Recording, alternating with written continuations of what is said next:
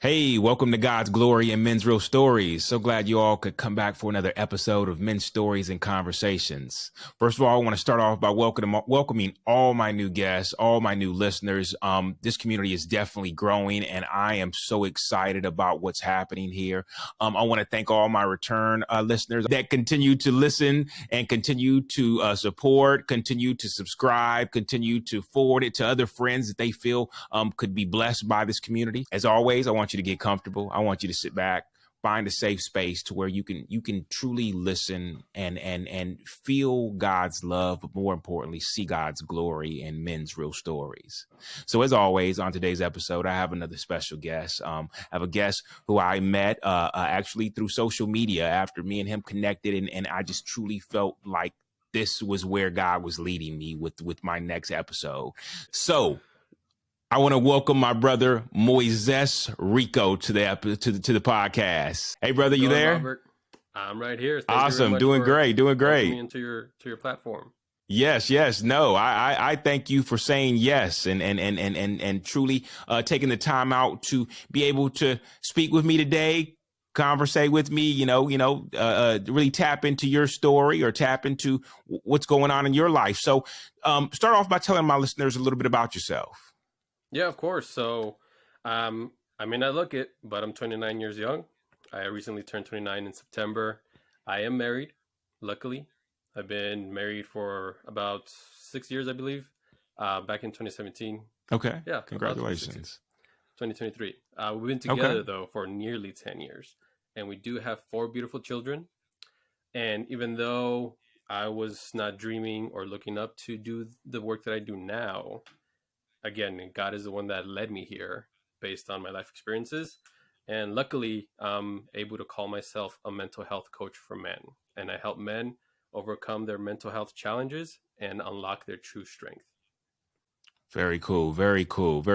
And that's what I believe truly connected the two of us. I believe that drove me to noticing and recognizing you on the social media platform we met on. And I was like, you know what? Regardless, I'm going to connect with this brother because that is the space I'm in. So I guess start off by telling us a little bit about how you got into that space, because you said that it probably wasn't where you initially felt you were going to go into, but you were kind of led there. So of course, I got to start the conversation to say, how did you get there? Well, the short story, it was back in 2021. I was in a point in my life where I kind of achieved, at least job-wise, career-wise, what I wanted to achieve. I started the work environment back after our first daughter was born, which was our second child in 2016. Following month, because she was born in December in 2017, I started in the job force, and in 5 years I was able to work my way up to a manager position, which is what I thought was going to be the unlock for me. Basically, now that I'm in a higher position, I'm going to be doing what I want to, which is leading people in a way and serving people. But it turned out to be the complete opposite, and it was just high level stress and me trying to satisfy, especially the person that I was back then, me trying to people please 2 different people, which were my higher ups, but also the people looking up to me. And that created a whole internally, right? An emotional and mental chaos within me. And I was just, you know what? I had it with this. And I blamed it and my job. But now looking back in retrospect, it was really something within me that I needed to really look into that I just never took the time to. But because I blamed it on my job, I was like, you know what, this is a thing that is holding me back. So I was like, you know what, I'll go ahead and quit. And I did. That was back in May 2021. And that took me on a whole unexpected journey, man. Because it was still in the middle of the pandemic. And we're living where we are right now. So we were away from family. We were away from the group of friends that we usually hang out with. So it was just completely me, myself, and I in a way, and also God eventually that I became aware of him, or at least learned to accept him, where it led me down to all of these different paths of hey, maybe you were in the personal development space where you thought always think positive. You need to always be doing this, and this so you can have a good mental space. But maybe none of that stuck because you haven't dealt with the internal pains that you were carrying, the emotional pains, those mental and emotional wounds that you were carrying since you were a little kid. So that led me to do that, do the healing process and everything. We can get into that if you want to. But that led me now to, Okay. okay, maybe if I didn't know this was going on with me, and there's millions of people in personal development, in all these things, but the only thing that's holding them back is what they're carrying inside that hasn't really like made them break through. Because it, I tell you, brother, when I went through that journey, personal journey for me, my parenting, my ability to be a husband, my ability to do anything skyrocketed. And it was because I Right. learned to let go of all those pains and hurts and all those worries that I used to carry. And I'm not saying that I'm completely healed, right? Because I'm a firm believer Right. that healing journey is truly a journey. It's never ending, because those Right. demons can always come back, because they're a part of your past. They will Right. always be on your past, but they can always come back to the present. But long story short, that's how I came to be where I'm at right now. Is just, you know what, if I was that person, I'm pretty sure there's thousands of people, if not millions of men out there who might feel the same way. And if I could be a voice of reason or a guide or a leader, or now I call myself a coach, then I'll go ahead and step into those shoes. And now looking back in retrospect, even in the history of my family, when we went through, I was like, you know what, that makes sense that I'm in this right now.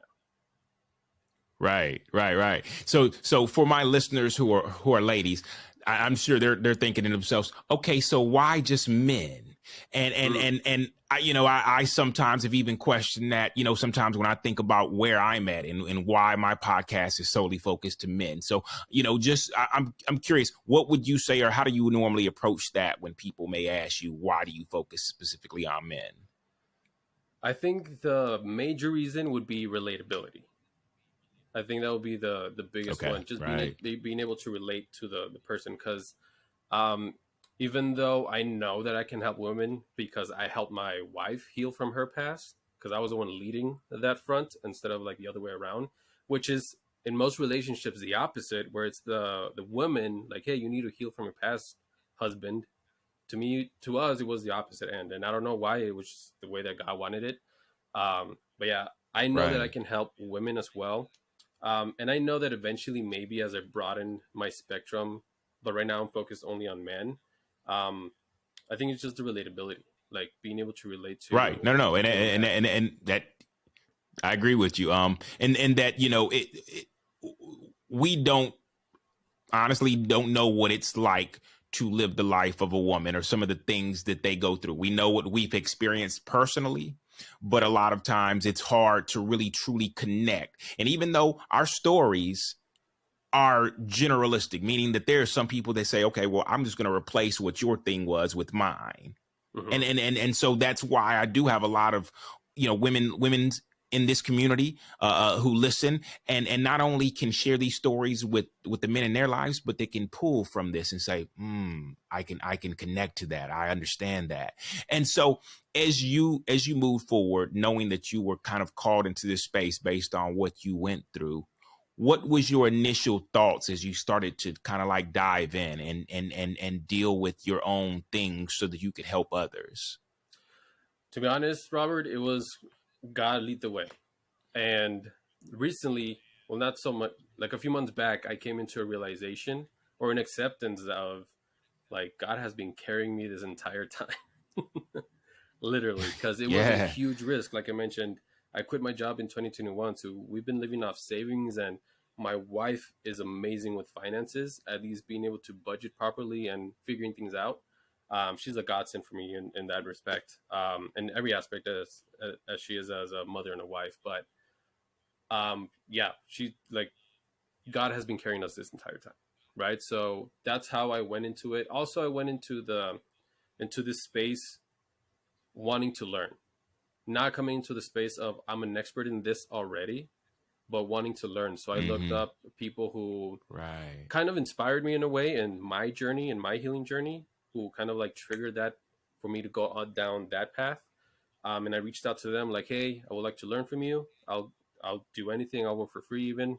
And eventually I did happen to do that for about 5 months with a gentleman. And luckily, after that transaction, it led me down to now doing my own thing basically. But I'm still learning, constantly learning. That's something that I know that I'm never going to Right. stop doing. I'm never going to stop learning. whether I have to pay for it or if it's for free or if it's offered, whatever it may be, I want to continue learning because I feel like if you're not growing, then you're truly not living and you're not living to your full potential. So for me, it was just Right. okay from the get go. I'll go ahead and focus on learning. Then I'll do my own thing. But even then, in order for me to be of best service for men, I know that I have to be a better learner and a better follower in a way, so that I could be a better leader. Mm-hmm. Right, right. No, very true. So true. That's good. So when it came down to stepping out and Hmm. trusting God, even when you stepped away from your job and said, "Okay, hey, look, right now my end of like as far as the contributions, uh, I'm going to trust God as I move forward." What did that feel like? What does that continue to feel like as you move forward? Because there are a lot of people that may listen and say, "Yeah, I can understand things may get hard, but I'm not in a trusting space where I'm just going to leave my job and move into a different direction, hoping that things work out." For me, it was just like everybody else, probably scared, skeptical, with doubts, all of the around what the human experience will experience during that time. Um, but Mm, always bring it back up to him. Like you called me. I know that you will not let me down. You've been carrying me this entire time. This is not the time where you're just gonna put me down. And even when the success right. comes or like the growth comes and we're making a bunch of money and we're impacting millions of men and all these things, right? I know you're still not going to Mm, put me down because those are going to come with their own troubles and tribulations that I'm going to need to grow through and learn from and heal from as well, so that I can continue on my growth journey and servicing men. Um, so that's where the trust came from. Just him knowing that, like, hey, during my darkest times, God was always there regardless, right? But when I was going through my darkest period of right. depression and anxiety, he really made himself known, right? And luckily, I was open Yes. enough in my heart and in my mind and in my spirit to accept him. And what's crazy is that it wasn't in church and it wasn't anywhere else. It was just me, myself, and him. And he was able to come directly to me and tell me, like, hey, this is what it is. This is the journey that you're going to be on. This is what I'm going to call you to do. Gotcha.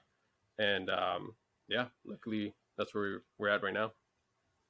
Look. I'd love to hear more about that, like how that went down for you, because of course I know there are a lot of men that we have different stories how we're called into spaces, and Hmm. sometimes it's easy to talk about once we move forward in that space, but it's hard to talk about what it was like to sit in that space and Yep. to be in that place where, like, right now I feel all alone. I don't know what I'm going to do next. And sometimes those are some of the darkest moments for us where we even consider sometimes giving up for some men. Hmm. And so what was it like to be in that space for you when you knew that this is not where I want to be anymore? And I'm contributing all of the stress, all of the worry, all of the fear, all of the brokenness, whatever it may be in each man. But I'm going to go ahead and move away from this, hoping that just causes everything to go away, only to realize now I'm sitting here and it's all still sitting here with me. But I don't have a job on top of that. Can you take us through that? Yeah, it was for all of us scary. And what I mean, all of us is the entire family, basically. I mean, our kids didn't know, and I mean, they're just kids, right? But for my Right, wife and I, it was a period of, okay, well, we have to figure something out. Because my wife was against me quitting at the time that I quit. She was for me quitting, right? But she wanted to figure things out. But she was against the time that right. I quit, which for me it was, you know what, I'm done. I can't last another week in this. But it in transitioning, right, and her seeing the growth that I was going through and me helping her, she saw that I wasn't just leading myself, meaning that I wasn't pursuing what I was pursuing out of selfishness or out of my Mm, own, like wanting to fulfill my own cup, right? was very much, okay, I Right. need to, and she's been an advocate for that for the entire time that we've been together. She's always reminded me like, hey, you're meant for something bigger than a 9 to 5 job or working for somebody else. I know you're meant for something else bigger because that's what I see in you. I mean, we just Mm. had to go through all these experiences in life, I guess, to get to this point where we're both in agreement that yes, this is what we're meant to do, and we're both willing to risk anything and everything to make this work as much as possible because it's not a job, it's not a business. Yes, we're looking to for the growth, right? But the focus is on the service Mm-hmm. of serving and giving and leading and coaching, basically. Um, Right. and that transition though it was really scary because just imagine you quit your job, right? You're still the same person, you're just jobless now. I was still with Right. all those Right. emotional wounds, I was still carrying all those things, and I was looking Right. to provide for my family, right? At the time we were a family of five, now we're a family of six. But me, because of how I grew up, and just to give you a little bit of context, I grew up without a father. My biggest drive was provide for family, be there for family, give everything to family, Mm-hmm. right? Because I know what it's like to have to carry the pain of growing up without a father. And in that transition, I knew that I had to, I guess, fix something or just become aware of something and learn to cope with it in a different way, right? And that's when I started listening to several podcasts. I started reading several books. I started learning on how to Mm, make yeah. this better. I always start with the mindset because I think that's where a lot of people traverse to, especially men. Because when it comes to men, because we're raised with thinking like, don't talk about emotions, don't show emotions. Emotions are for weak people or for weak men. That's how I grew up and that's how I thought. But this is okay. Dealing with the mind, dealing how you think is okay. So that's where it took me to.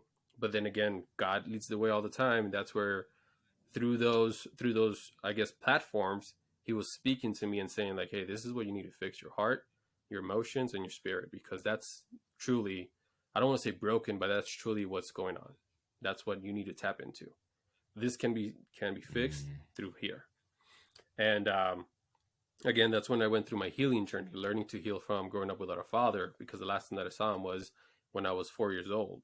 And I didn't realize how that event, and of course, everything that happened afterwards that were just like Right. pouring salt into an open wound, how that really shaped me to be the person that I was, and the father that I was, and the husband, and why I dealt with so many anger issues, why I dealt with a porn addiction, with depression, with anxiety. All these things that I struggled with were derived from this single experience that, growing up after that, right, all the memories and everything that I went through was technically kind of like adding salt to an open wound.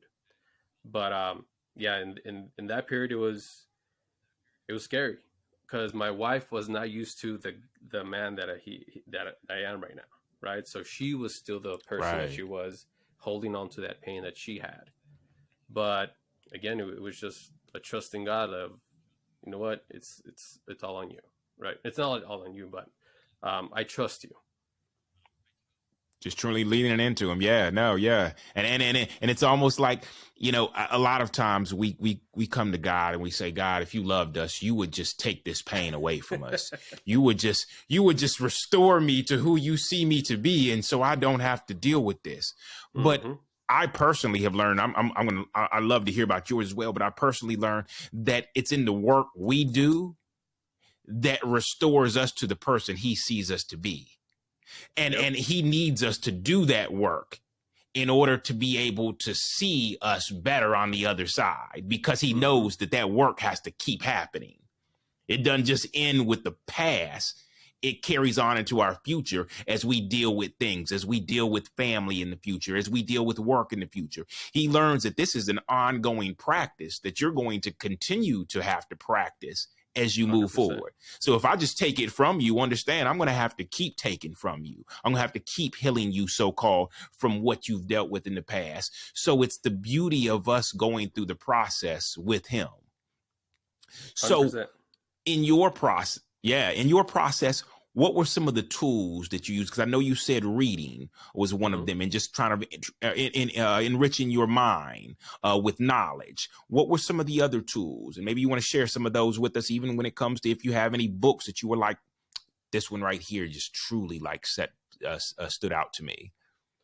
Yeah, the one that um, where I learned to accept Jesus truly and God truly was this book called The Genius of Jesus by Erwin McManus. And I believe he's a pastor out in LA. And I first listened to his Okay. podcast, which really interested me in his work because I like his take on what it is to be loved by God and what the love of God is. Because that really spoke to me because it Mm, was very different to how it was spoken growing up, right? But that if I were to recommend a book just to learn to be human, that's what it would be because that it's really what it is. right. And because he put it that, Okay. I'm gonna make sure I attach that in the notes then, because that I love the way you explain that. yeah, the way he, I So mean, so so what else? Yeah, go ahead. yeah, in that book, the way that I interpret it is like, hey, Jesus came to teach you how to be human and the principles of what being human is, and that transformed everything. The Ten Commandments, the Bible, his service, what it is to look up to God, what it is to serve God, why it's maybe not necessary, but it's good for you to worship Him. That book Mm, transformed everything because it made me believe that God doesn't need anything from you, nothing. He wants things for you because he's a true leader. He's right. there to lead. He's not leading Right. you to so you can worship him. He's not doing all these things so you can worship him.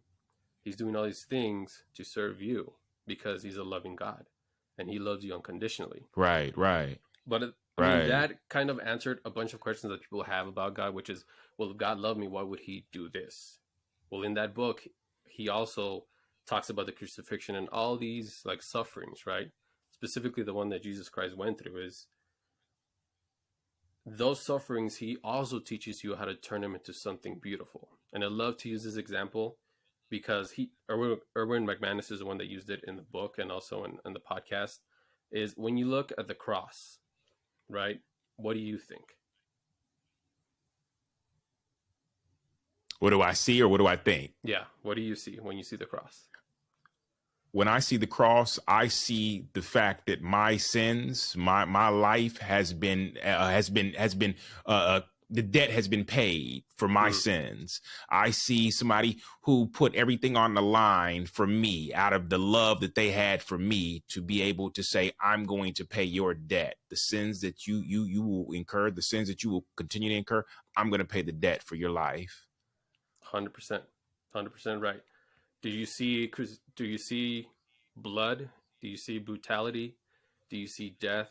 Do you see the worst torture of a human possible? No, right? You see the beautiful in all that ugliness. And that Right. is how I was able to learn to heal from my past, from my crucifixions per se, my scars, because he was there to teach me how to turn those things into something beautiful, which I like to believe is what I'm doing now, right, with the coaching and leading men. Right. And that was transformative to me. And that's the point where I truly accepted his love and decided to talk about him and also be a messenger kind of for him in a different kind of way because of what he was willing to do for me, because of what he did for me, Right. right? Not Right. because I needed to worship him to gain heaven. He's already given us heaven. It's us who need to accept it again and again. Like you mentioned, it's a process, it's a journey. Just because you learn to accept God one day doesn't mean that in a week or a month or maybe even 10 years that acceptance is going to stay, because it's up to us to continue to accept him again and again. So it's an ongoing process. And as far as practices, I think the biggest one is just being with myself, meditating, where he was truly able to speak to me. And I recently did a video about this, about men, I mean, people in general, not being able to be with themselves. Because, yes, it's scary. All those dark thoughts come up. but that is where the opportunity comes into play. That is where God's opportunity, or your opportunity to accept God and talk to God, comes, because it's in those troubles and tribulations in your mind and emotions where he's doing his best to kind of like penetrate all those so that he can get to your heart and soul. And luckily, Right. on top of everything, right, being jobless and dealing with everything that we have to deal with, I was open enough to do that. And that led me to down paths where I'm so grateful and thankful that I was able to go on. Not to say that it was easy, because God doesn't promise easy, right? But Right. just continuing those practices, it's something beautiful that I never want to stop, that I want to go ahead and pass on to my kids, right? And as many people as I can, because that is what it's all about. Right. No, that's so good. That's real good. So I love how you brought up the meditation, because Mm-hmm.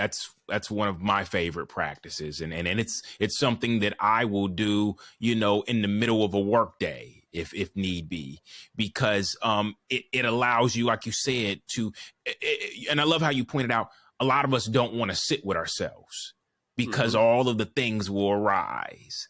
And the thing is that they've always been there waiting on us to sit with ourselves, which is why so Yep. many men distract themselves. We'll run out, we'll go do this, we'll stay busy enough to keep ourselves distracted from everything that's waiting on us. But it's 100%. in sitting with ourselves that we can deal with a lot of the things that we're going to have to face, because it's facing those things, it's sitting with them where the healing starts. And that's where you Mm-hmm. said the hard work is sitting with yourself. Yep. That's a part of the hard work, because that's a load. Some of us we carry shame. We carry shame because of things we've done. We carry guilt because of some of the things we've done, and we remember. We sometimes will even say, "But I've forgiven others," but Mm-hmm. we won't forgive ourselves. Oh yeah. And so, It's a big one. oh no, and the fact that you agree, like, what was that like? Realizing that it is a lot easier sometimes to forgive others than ourselves. I don't know why that is, right? But I know what it feels like, because I guess just because we're with ourselves all the time and we know our past and we know what we've done that we're ashamed of. Like you mentioned, we carry a lot of shame and guilt. We can't carry shame and guilt for somebody else, right? Like, if you think Mm, about it, whatever, like my porn addiction, right? That's a shame and guilt that you can't carry for me, right? And I right. think that's the thing that prevents us to, or makes it really challenging to forgive ourselves, is all those things. Because there was in that healing process, God told me, you need to talk to your wife and let her know that you kept this hidden from her this entire time. And it was hard, it was Ooh, challenging, not only to tell her, right, but also forgive myself for not only keeping it hidden, but also the hurt that I'm going to go ahead and cause right now. But on the other side of it, that's where there's going to be more love and more trust, hopefully, right? But it's all going to be led by him. Luckily, now that we're on the other side, I'm glad to say that, yeah, the relationship is better, the right, trust is better, right? We're both healing and we're both more connected to God and we're more connected to each other and our kids. But during it, it was, yeah, like the shame, the guilt, it was oh, it there, was it was very tough. much present. And because a lot of Yeah. people don't want to feel it, they never stop feeling it again and again, or at least they don't learn to move through it, right? Because shame and guilt are Hmm. an indicator, like, hey, this is something that you need to pay attention to. There's a reason why you're feeling this, and you need to learn from it. Hmm. Because if you don't and you don't pay attention to it and you just neglect it, not only one are you going to spend more time and energy and effort trying to block it off, which is only going to build the shame and the guilt, but it's also going to bleed into your life in ways that you never expected it, in how you parent, in how you are Right. as a husband and a wife, and in your job, in your businesses, everywhere. And people don't Right. realize that. Once, like, this is why I'm so adamant in what I do, Robert, because I know just how this and this affects everything around us. And I have this Right. I have this Right. saying that we're the common denominator in everything that we do, in jobs, careers, relationships. If all of those things don't work out and you continue to blame those things because they don't work out, maybe it's time to look in the mirror and say, like, maybe it's me. Something's going on with me. And that's the toughest thing to do, is Right. look yourself in the mirror.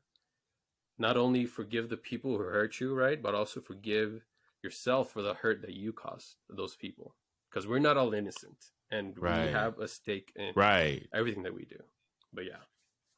Right. Right. No, that's so good. That's so good. And you hit on so many different points that I got to go back to, that I loved how you Yeah. said, yeah, God called me to go back to my wife and say these things and tell her about some of the things that I had been doing, or that I was ashamed of. And I tell people sometimes, when you hear a person's story, I love to always go back to what a good brother of mine told me. He said it creates the Me Too movement, and that you're sitting there and you're like, wait, you too?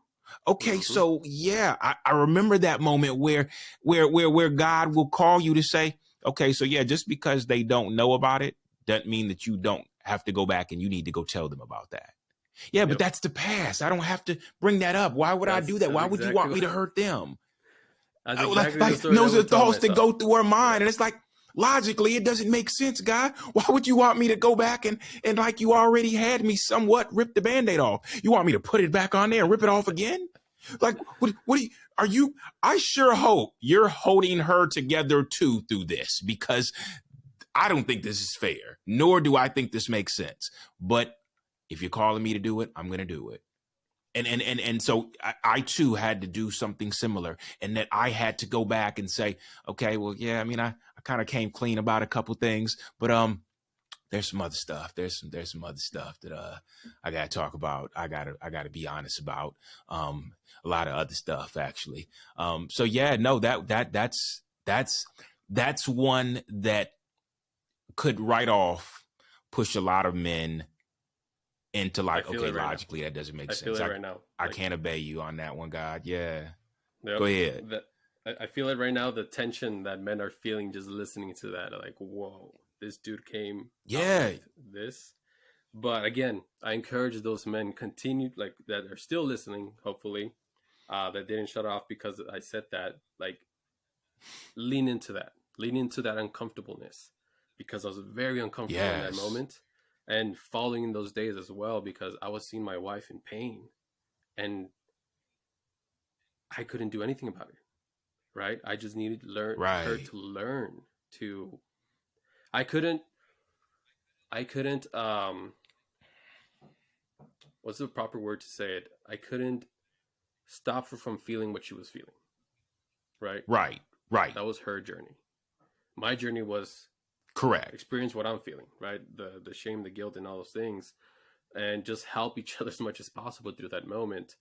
And another thing that you pointed out is, I think the answer to the question that most men, like you asked, like, well, I already healed from this. Why do I even need to go ahead and tell her? And to me, it just came right now. It's because the hurt was done when you committed the act, even though she didn't know. Because you, in your soul and in your heart, you were hurting not only yourself, but also through hurting yourself, you hurt your family. This is why you need to. Right. That's so good. That's so true. That's so true. And you're right. I mean, for the people, like you said, there's some men that are just going to immediately be like, you know what? I can't hear you guys out on that. But you're right. You're going to continue to carry that pain as long as you keep it between you. And when you hold on to that, it sends a sign, one, that you don't trust God. You trust yourself. It immediately, yeah. And then two, you don't trust, like you said, you don't trust yourself in what he's calling you to do, because there are a lot of things that we can all say that I felt like God was leading me in this direction. But you know what? Logically, financially, it didn't make sense. Based on the what I believe I could do, it doesn't make any sense. God, I can't do that. And I love how I heard this from my pastor one time. He was like, yeah, no, that's exactly what he knows. He knows that you can't do it on your own. He's asking you to trust him because he knows that if you trust him, then he'll walk you through it. And more importantly, even with your wife, he knew that you were going to be, as long as you were there to sit with her through the hurt, knowing that then you can say, maybe she might leave me. Maybe she might take the kids and walk away. But if God is calling you to do that, then know that he's got a bigger plan and a better plan than you can imagine. And it doesn't always look like what you expect it to look like. It may not go the way you think it's going to go, but you still have to sit and trust him, knowing that he's got a better plan. He's got a better way for you, even in what he's calling you to do when it doesn't make any sense to you, because that's been a rough one. That has been a rough one through my journey of saying, okay, God, I'm going to trust you, but know that I am worried unbelievably over here and what you've asked me to do. I am so nervous right now. Like you're going to make me, please don't make me look crazy. And it's like, God's like, look, understand that if I've called you to do it, I'm going to make sure this is a testimony to where I don't look crazy, even in calling you to do that. So trust me. Yeah. Yeah. And it's and at that point, it's a story that leads to the next story of how God sees us through things. And it's unbelievable. It really is. So I know you talked about the meditation. You talked about the reading. And I don't want you to give out all your tools, because I know that that's kind of how, what people would come to you for. So of course, hopefully some of my listeners that truly hear this and this resonates with them, I want them to tap in with you to say, okay, what else do you have? Because like this, that truly, like, that was, you were talking to me in this. What else would you throw out that has been a big one for you? Learning, and this is huge for men, but it's another not so sexy kind of thing, but it's huge. Learning about yourself. And I don't mean at the surface level of I like motorcycles because they look cool, or I like this because it just looks awesome. I mean deep Right. root level, a deep foundational level. I'm talking about your emotions. I'm talking about Right. why you think certain thoughts, right? And learning how, when those things come up, how you can either cope with them, how you can allow yourself to let go, right? And how you can make room for the goodness in you. Because I wholeheartedly believe that we, again, because we were made in his image, we were created to love. We were created to be caring. We were created to give and serve to others. I don't know if I invented this phrase. I don't think I did, but maybe I did. I don't know. I just know that it came to me where, like, hey, we were created by love, to love, and be loved. So by love being Love God, that. right? To love because, again, Right. he's love. So we're created to love and also be loved back, right? Right.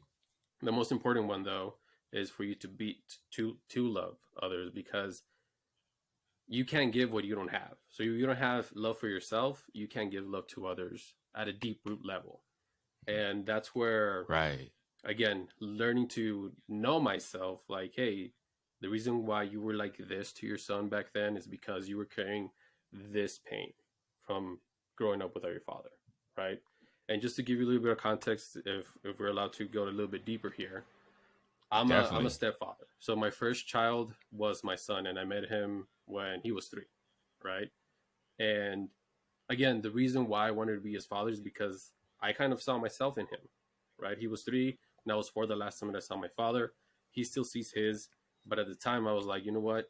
This kid needs a good example, right? At least that's what I was going through in my head.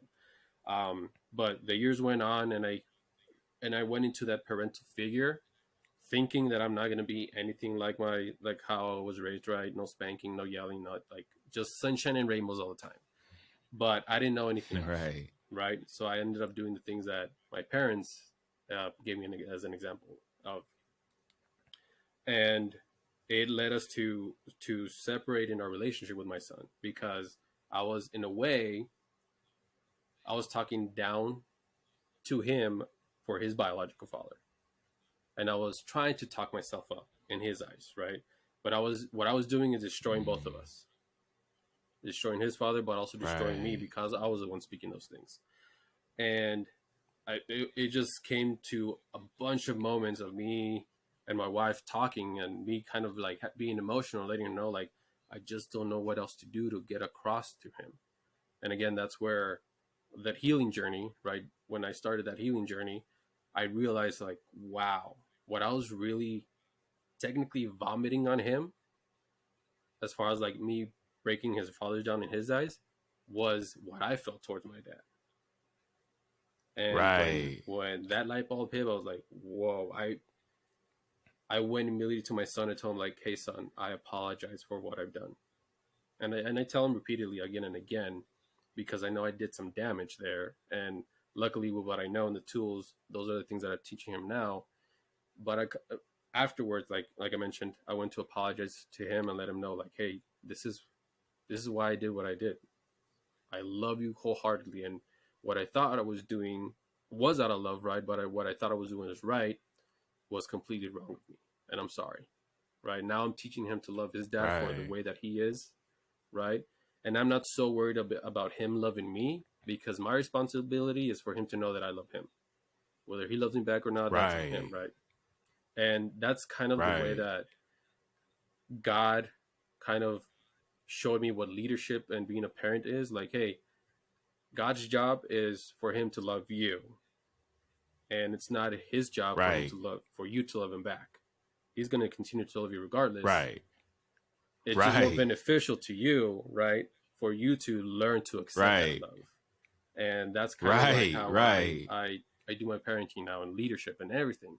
Just I'm here to love you, and the way that I know how to love you, and the way that he taught me how to love you. And it's up to you to go ahead and receive it and give it back, and 100% up to you, right? But yeah, it was an entire journey where I had to, and I think a lot of men who have sons kind of like don't want to admit their faults, right, to their sons, because they feel, again, prone to Yeah. the shame and the guilt.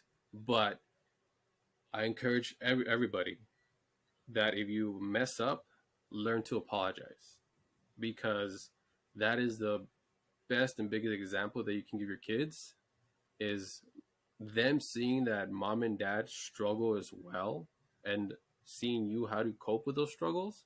That is the biggest thing that you can give them, and learning to get better at handling those struggles. Because if they think that you're perfect when they're out there in the world struggling, they're going to think that they're a mistake, or that they're not normal, or something Yeah. is wrong with them. But if you can show them, like, hey, this is part of life, frustrations, emotions, sadness, happiness, all these things, they're part of life, and here is how we handle it. This is how we handle it to the best of our ability. And you give them that example, then they'll be, I don't want to say set for life, right? But they'll be at a better path than someone who, like, oh, we just want to keep them in the bubble and never let them experience pain or hurt or anything Right. like that. It's, yeah. Right. Yeah, no, that's hey, look, that was so good, dude. That and you're so right about that, because it is a male ego sometimes to want to show our sons, our daughters, our wives, even that we're perfect. We're Mm-hmm. striving for perfection. When in my eyes, as I've done, I've taken perfect out of my home, and that okay, there is no perfect. So let's go ahead and just take that word out. I'm not striving for perfection. I'm striving to be the best dad, the best father, the best employee that I can be.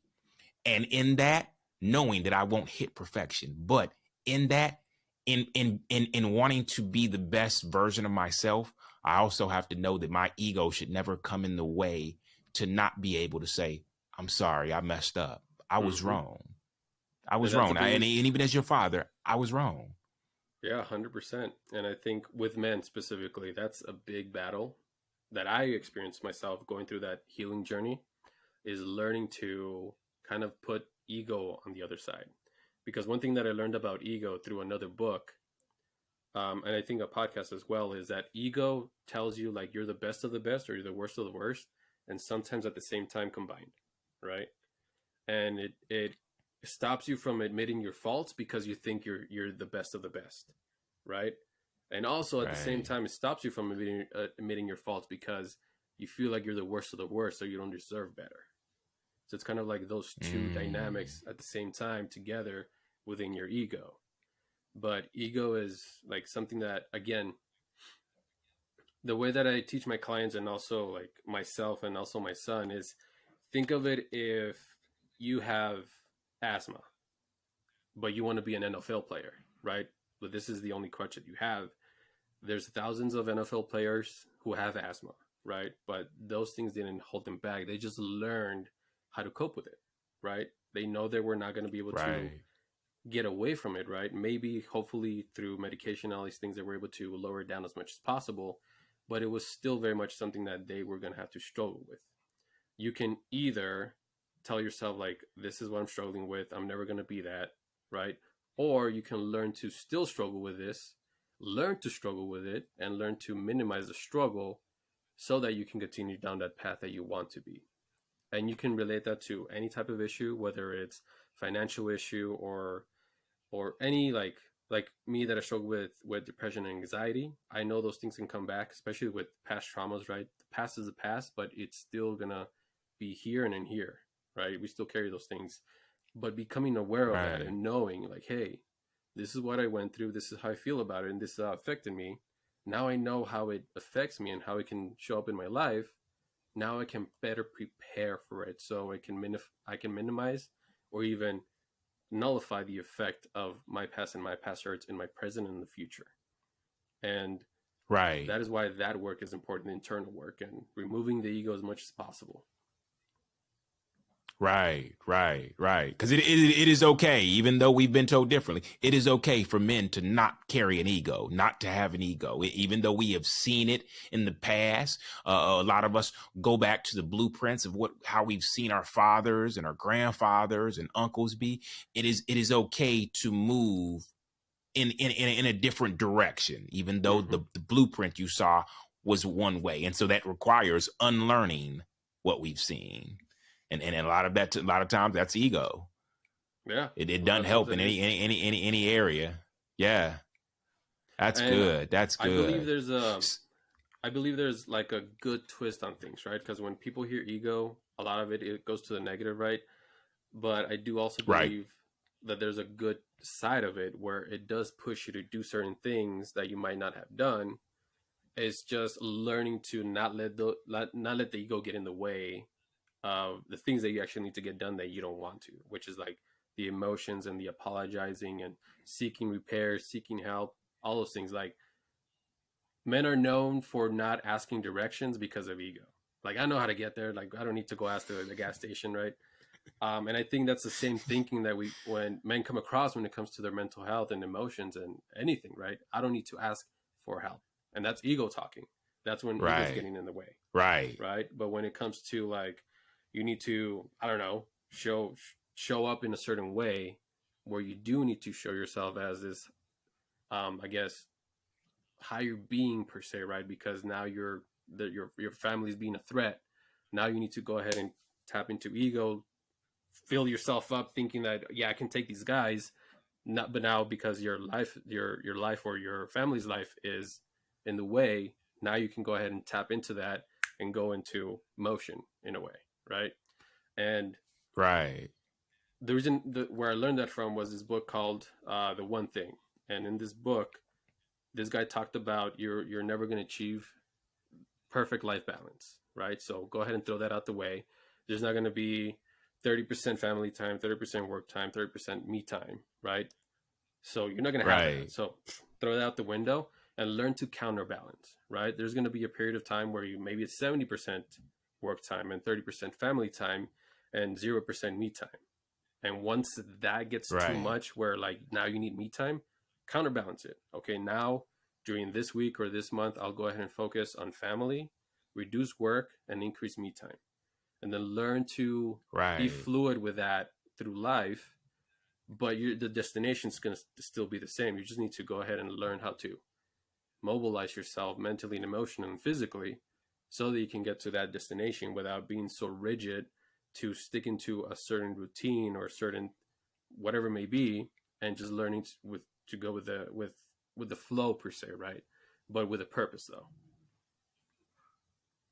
Right. No, that's good. And that's so true, because you're right. There is never a perfect balance. No matter how much you try to put it in place, or you hear you're not doing this enough,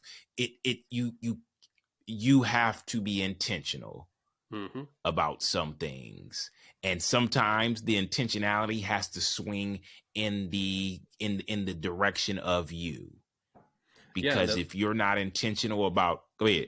no. Go ahead, finish. I was about to say, because if you're not intentional about giving you time as much as it is important to give your job time and your family time, then eventually you realize that your cup, as I use as an analogy all the time, is completely empty now. And what you're Exactly, wanting to give everybody, you're completely depleted. 100%. And the big word that you said, brother, was intention. And that is why I believe that there's a counterbalance to everything. Like, again, going back to the ego, people think of ego in a negative way, right? But there's a counterbalance that is a positive sense, right? And the intention of how you use your ego, that's the biggest thing, right? If the intention is to block off everything, that's the bad side, right? But if you use your ego for something positive in a Right, way, like protecting your family from something, then that's the positive, right? There's a counterbalance to things. It's right. like you mentioned, it's becoming aware of the intention you're doing things behind. Right, right. So true. It's so true. And so with that all said, man, this has been an awesome conversation. I appreciate your vulnerability. I appreciate you opening up to be able to truly share with my listeners a little bit more about you. A lot of the background story to what got you to this place. And how and why this is so important to you. So I definitely want to make sure I leave time for you to just kind of like leave us out with your last last thoughts, maybe even just sharing a little bit of your information with my listeners so they can tap in with you. So I'll give you the floor. That's good, brother. Well, I just came on here to serve, right? No agenda, not wanting to like, hey, I want more people to come to me. It was very much just to serve. But whoever would like to go ahead and know more about my story and what I do, you can follow me on Instagram, on YouTube, and on Facebook. Those are the main platforms that I'm on. On Instagram, I'm Mentally Strong Man. On YouTube, I'm Moises Rico, and on Facebook as well. That's where you can go ahead and follow me. But I focus on helping men deal with the mental health struggles and l- teach them and helping them learn how to bring out that inner strength that they all have. Right, right. That's so good. That's so important. Well, awesome. Well, I'm so glad to sit down with you, because I see that we are both really in the space of really trying to grow, to educate, and to strengthen, to put the strength back into men, men that God has have called to be the husbands, to be fathers, to be great leaders, to be seen the way He sees us, and understand what His plan and purpose is for us in the larger picture of our lives. And I'm so happy to walk alongside you and do that with you in a different area, in a different capacity. And I'm so excited to have gotten to know you and to really gotten to hear your story today, and my listeners to be able to hear your story. I'm excited about continuing to connect and collaborate with you in the future and all. And I want to thank everybody who took the time out to all even listen to this point, to really be able to understand and see the glory of God in my brother's story, but also in your story that is still being written. Um, I'm excited about what's going to happen in his life, in your life. And I pray that we continue to be able to inspire, to be able to bless this community, his community, with this transparency, with this vulnerability. And so I thank you again, brother, for joining me today. I want to thank all my listeners for being able to listen and really be blessed today. Um, want to thank my background, the people who helped make this happen. And with that said, thanks again. Thank you all, and see you again on another episode. Thank you, Robert. Thank you. Hey, we appreciate you listening today and hope that if you enjoyed the conversation and stories, you will subscribe and listen to past and future content.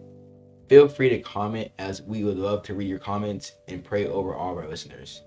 Also, please follow us on Instagram, Twitter, TikTok, and Facebook at God's Glory and Menstrual Stories. We understand as men how the thought of even facing your own story and the pain and hurt that come with that is a challenging task.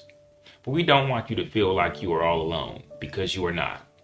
God has not forgotten you or left your side, and He loves you no matter what you have done. Your healing is important to Him, and we want you to have these free resources that already exist if you're considering giving up or need someone to talk to. The National Suicide Prevention Lifeline number is 1-800-273-8255. If you need support but are not in crisis, consider reaching out to a warm line if you need to talk to someone. Speaking to someone on these calls is typically free and confidential and run by people who understand what it's like to struggle with mental health. Find a local number by going to warmline.org.